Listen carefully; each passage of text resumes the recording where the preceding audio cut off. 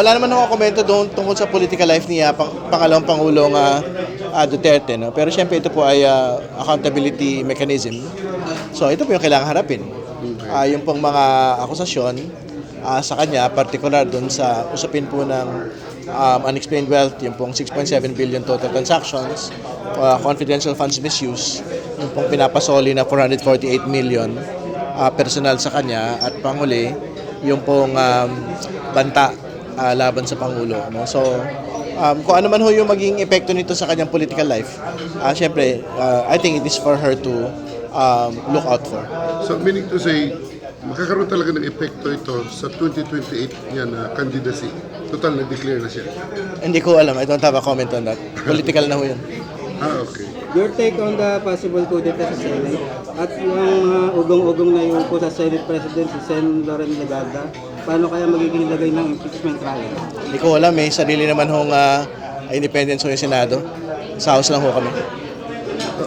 Yung more than sa kailangan na number ng congressman na boboto sa impeachment, anong take nyo rito kung ibig bang sabihin nito, mas marami talagang nire-represent nila?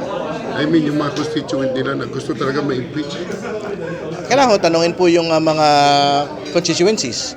Yung po mga congressman mismo isa-isa. Pero malaking bahagi naman ho doon nakadepende talaga sa ebidensya. Hindi ba? Kung ang ebidensya ay talagang malinaw, probable cause on unexplained wealth, confidential funds misuse, at pagbabanta sa Pangulo, at nakumbinsiw sila, tingin ko, bit-bit naman ho din nila yung paninindigan ng kanila pong mga constituencies. Ano po yung number ninyo nagpapakita na mula 19th Congress, inulit lang sa 20th Congress? Ano ibig sabihin nun?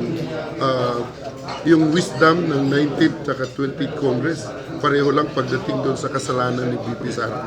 Tingin ko, yung pong boto, pagpapakita ho yun nung pagkakakumbinsi ng dalawang magkaibang kongreso, no?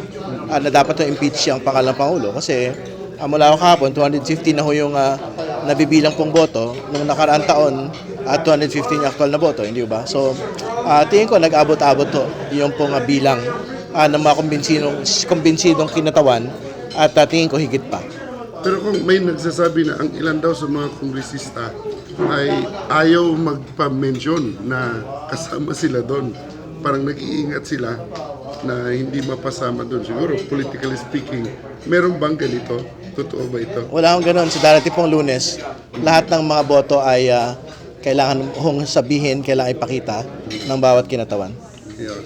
Kung public naman to, kung ano ang inaasahan ng publiko dito sa nangyayari?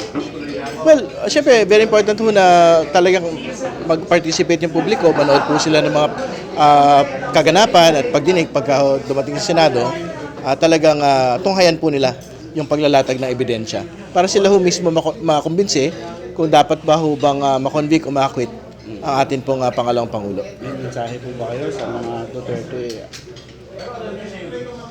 Wala naman ho. Tingin ko panoorin na lang ho nila yung mga kaganapan sa darating pong Lunes at sa mga susunod pa.